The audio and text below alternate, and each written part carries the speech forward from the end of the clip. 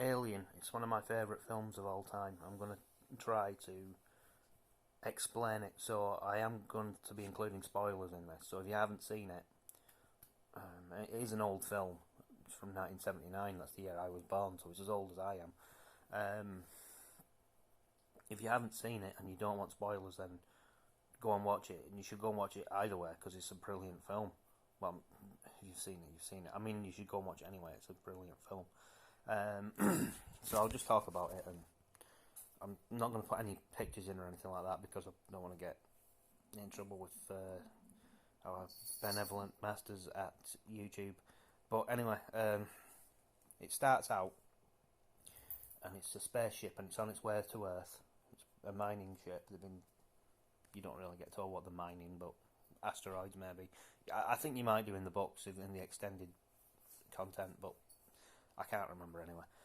So they're going back to Earth, and they're going through a system called Zeta Reticula, or they're passing close by to it, and they pick up a signal.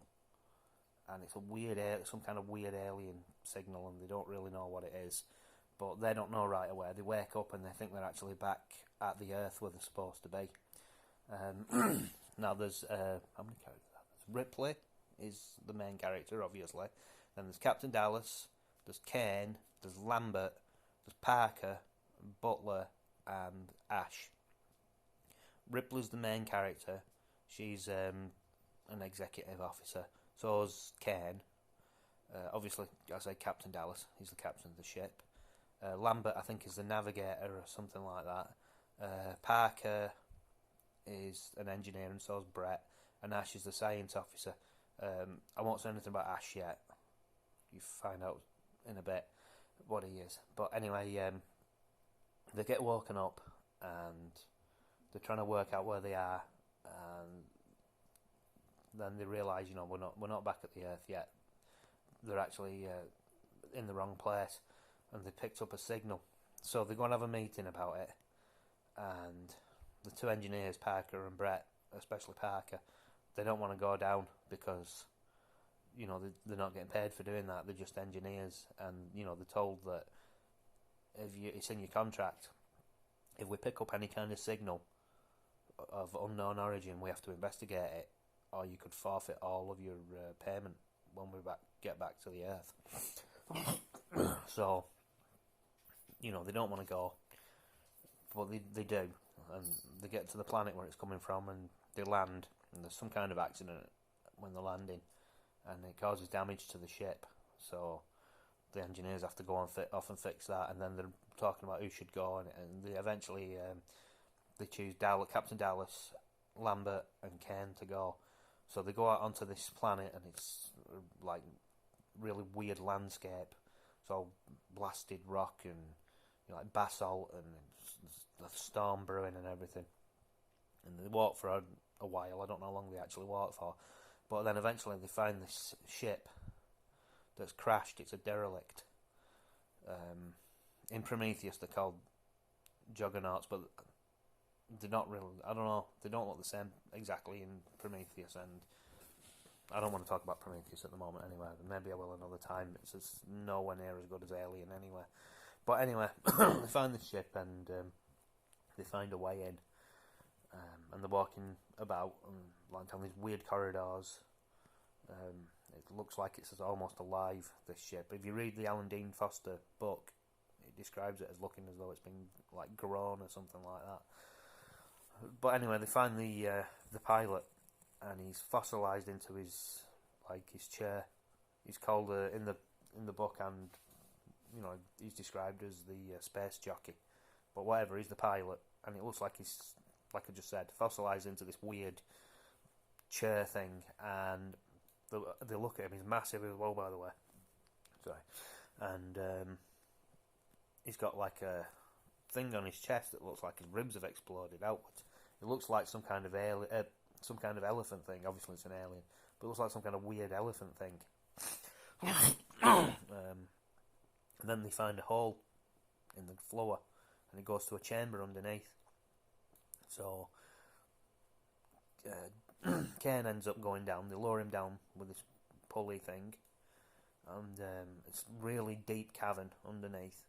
When he gets down there, it's got all these like leathery egg things down there, and there's like a layer of light above him that when he touches it, it reacts, it makes a noise. So anyway, he gets into this like a pit or something, and he walks up to one of these eggs and he's looking at it, and it starts to like pulsate inside. So he gets closer, and as he's looking at it, on the top, it like opens into 4 parts. Like the 4 parts pull back, and then you can see inside. Like it makes like a noise. I can't do it. Doesn't matter. Pulls back, and then he's looking. He can see something moving inside. So he gets closer, and then all of a sudden, something jumped on his face like that. So you don't see what happens after that. It cuts to them getting back to the ship, and he's got this thing attached to his face.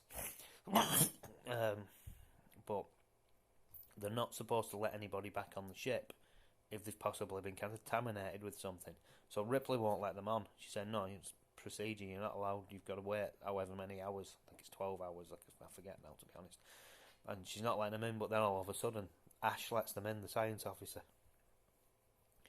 And so they take him up to the lab, and he puts him under like X-ray imaging type thing, and he has a look, and he says he can't really work out what's happening. There's some kind of tube down his throat, and it's feeding him oxygen, and something else is going on, but he seems to not really. He acts like he doesn't know what's going on anyway.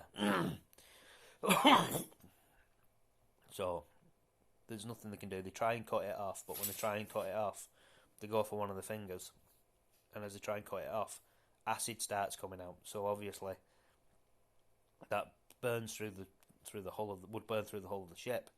So it goes down a few floors before it stops. It's only a little bit. So if they got a lot out of it, they're in space. It'd depressurise the ship. They wouldn't be able to leave the planet. So they decide, we can't do anything. We're just going to have to leave it on. And then, like some of the others are saying, you should freeze him and take him back to Earth. But they don't end up doing that. Then there's some other scenes. I'm trying to remember what order it happens in. Ripley confronts. No, that's afterwards. So there's some scenes in between.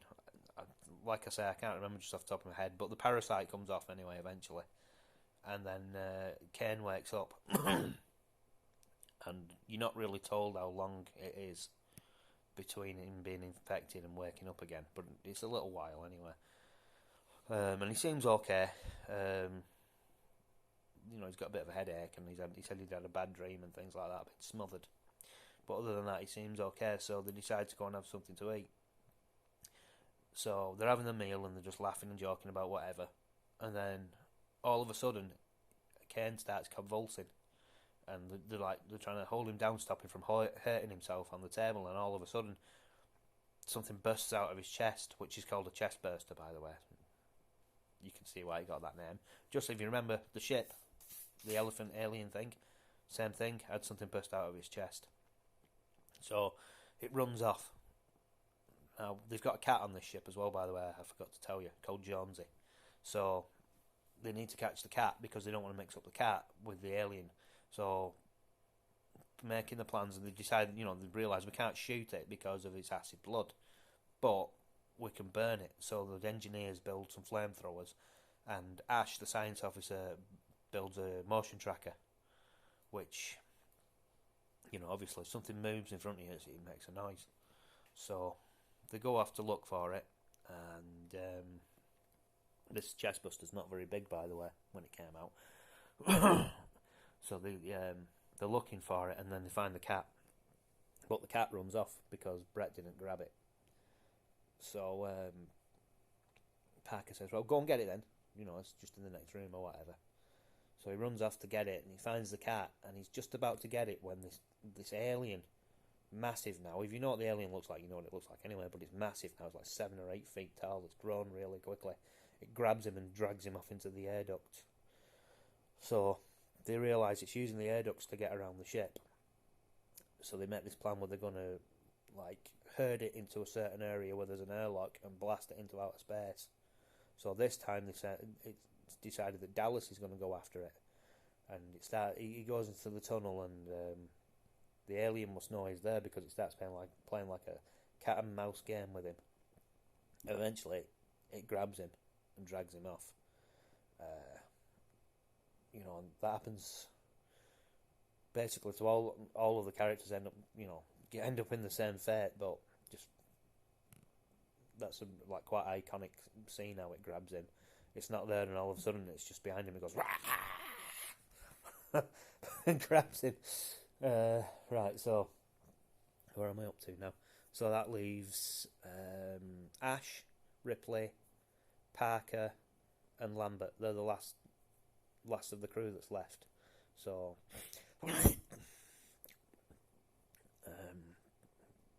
they decide they're going to carry on with the same plan. So Ripley confronts Ash, and he doesn't tell her anything. She's like, "Why did you let him on? It's not standard procedure." And it's like, "Well, what would you have me do with him? Leave him out there?" So she doesn't trust him, and she's like, "Well, I can get my own answers now because I have access to Mother. Well, Mother is the computer that controls the ship." So she goes off and what's the number? It's not Special Order 937, I think. Why can't I remember that? Anyway, Special Order 937. She finds it on the log.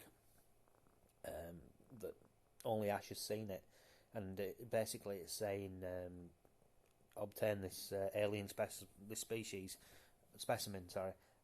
All other commands are secondary, so crew expendable basically. And then Ash comes in and he attacks Ripley, and then he's like put something in her throat, and she's suffocating. And then all of a sudden, out of nowhere, from behind, Brett hits him on the back of the head with something, and when he does it, like breaks something at the back, and he starts spasming, and you realise he's not human. He's actually a artificial. He's an android. That's the word I'm trying to think of. So they end up having a fight with him, and they manage to knock his head off eventually, and get him, hit him with the cattle prod as well. I forgot to mention they had cattle prods. Sorry, Brett made that, the engineer. So then he's deactivated. So they bring him back online. His head's broken off now, anyway, from his body. And they question him, what's this alien and everything. And he doesn't really tell them much apart from what they already know, which is they don't have much of a chance against this thing. He doesn't tell them how well and Yutani knows about this thing being there, but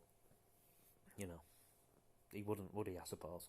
But anyway, so they decide, right, well, this isn't working. We're going to have to escape the ship. There's a lifeboat. It's called the Narcissus. So they decide, well, that's how we're going to have to get away. We're going to have to take our chances and blow the ship up, because if we stay on this ship, we're all going to die. So Ripley goes off to turn on the self-destruct mechanism for the ship, and Parker and Lambert go off to get whatever supplies they need. So Ripley's turned it all on. I think she's got the cat in a box by now, but anyway, she does eventually. But anyway, so she's turning on the self-destruct system, and Lambert and I want to say Butler. It's not Lambert and Butler. Parker and Lambert are off getting this stuff and get it all together. And so somebody's coming in, I think. And as they're doing it, the alien comes and it ends up killing both of them. And Ripley ends up hearing it through the radio, so she goes down to look, and they're both dead, been dragged off. So obviously she's going to have to escape on her own. So she takes the cat and she runs to the lifeboat, and when she gets there, she realises the alien's on board. So, oh no, what am I going to do? So she goes back to try and turn off the self-destruct system. Turns it off, but it's too late. The cooling system's been turned off for the engine, which will make it go critical mass when it gets too hot. But it's too late. It's gone past the point where she can do it. Even though it's like she has a few seconds, just turns it back on just before the last few seconds, but it's still too late. There's nothing can be done. So now she has to go back to the lifeboat again. I don't know why she didn't just go and get off on the lifeboat really, but she didn't. It's not that it was on the lifeboat, it was in between her and the lifeboat, sorry. My mistake. Anyway, she gets on the lifeboat, flies off, the ship explodes, and she thinks she's okay now. Then she's getting ready to get into the cryo sleep, and all of a sudden it's there. The alien's on the ship with her. So she runs off into this cupboard, puts like a spacesuit thing on and everything, and then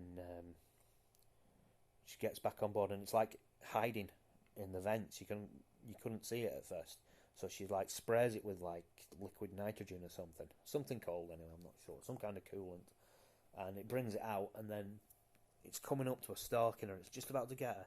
She's at a console. Just before it can grab her, she presses the button to open the airlock, and it gets sucked towards the airlock, but it grabs on, and it looks like it's not going to get pulled into space. So she shoots it with this like harpoon gun thing, and then that's it. It loses its grip then when she does that. So it's hanging there in space, attached to this line thing from the harpoon gun. So to finish it off, she presses the button for the boosters for the ship, and it just gets burnt into nothing then. And then she goes and gets into cryo sleep, and then if you know the second film, it's a long sleep. But anyway, it's one of my favourite films. I think it's really good, Alien. Sorry, I was a bit distracted trying to do it. There's something going on out there, but it is one of my favourite films. The design of the monster is so iconic. It's one of the best alien designs probably ever. It's up there with like the Predator and the one from The Thing. That's how good it is. It was designed by an artist called Giga. You could look him up if you want to. He's done other films as well. He did designs for Poltergeist, and I can't remember what else, but he definitely did Poltergeist. But anyway, I definitely recommend you watch it. It's just a really good film. It might not sound that interesting off the way I've described it. I've just tried to give you the basic plot, but just everything about it's so good. The way the ship's designed and the aliens designed, and just little details that they've put into it. There's so much work put into it, And it's before CGI and everything's practically built. I think the ship was built from like stuff they got from some kind of ship graveyard or something. That's why it looks so good. It's just brilliant. Anyway, I'm going to leave it for now. I'm going to leave it there for now. If you've seen the film, though, you can tell me what you think about it. Or if you haven't seen it and you go and watch it, then you could tell me what you think about it. That'd be interesting too. But yeah, I'll say it one more time. I definitely recommend you watch it. It's such a good film, such a good horror sci-fi film. Ridley Scott, I think, described it as a haunted house film in space, which is a good description, really. That's more or less what it is. But yeah, brilliant. Anyway, I'm going to leave it there. Thanks for watching, and if you want to leave me a thumbs up, then do. And any comments, I'll definitely reply to. Get out of the way, kitten. Any comments, I'll definitely reply to you. But other than that, thanks for watching, and bye for now.